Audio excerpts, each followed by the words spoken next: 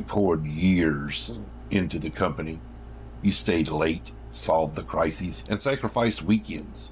You built the culture. But behind closed doors in a room just like this, you aren't a legacy. You aren't a name. You're a line item. And corporate America just decided you cost too much. Let's stop pretending the corporate ladder is built on merit. It's built on math. First, employee value is broken down into numbers, just like you've always suspected. The loyalty you think you're building doesn't exist in HR system. When budgets tighten, they don't look at your character. They don't look at your history. They look at a column labeled total compensation. Second, time on the job means less and less in today's world. Why? Because the older you get, the more you cost the company. In the modern corporate playbook, experience isn't an asset. It's a premium they don't want to pay. A fresh graduate can do 60% of your job for 40% of the cost. To a spreadsheet, that math just makes perfect sense. Your expiration date is tied directly to your next raise. And finally, there's the psychological trap. When your knowledge exceeds that of your boss, you stop being an asset. You become the enemy rather than someone to be led. A threatened manager doesn't want excellence, they want compliance. In their eyes, you can never be viewed as an equal. Outshining the master doesn't get you promoted anymore. It gets you sidelined. So what do? Flip tables? Walk out in a blaze of glory? No. That's what they want. They want you angry. They want you sloppy. They want you to make a mistake so that they can cut the cord for cause and save themselves a dime.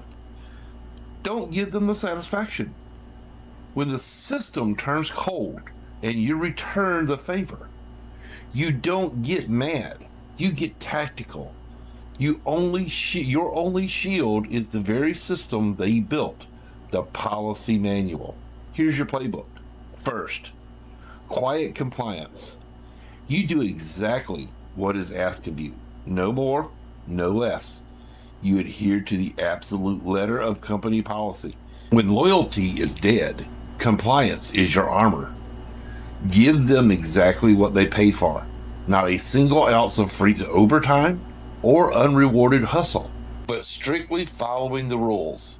You strip away their ability to fire you for cause. If they want you gone, they have to lay you off, and that means they have to pay you. Second, build the paper trail. If it isn't in writing, it didn't happen. Every vague direction that threatens the boss, every metric you smashed, every piece of praise, forward it to a secure personal archive. When the end comes, HR will try to rewrite history to justify your exit. Your documentation is the reality check they can't delete. Your memory is an asset. A paper trail is insurance. Third, prepare the exit. Operate every single day with the understanding that today could be that day. Don't wait for the pink slip to update your resume. Clean up your network or build your safety net financially.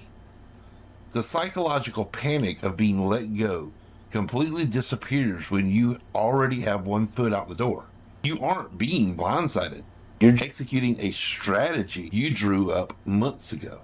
You can't stop a corporate machine from doing machine things, but you can refuse to be crushed by it. Play by their rules better than they do. Be too expensive to keep, too compliant to fire, and completely prepared to walk away on your own terms. Because the best revenge against a system that treats you like a number is knowing your worth before they do. Start writing your next chapter today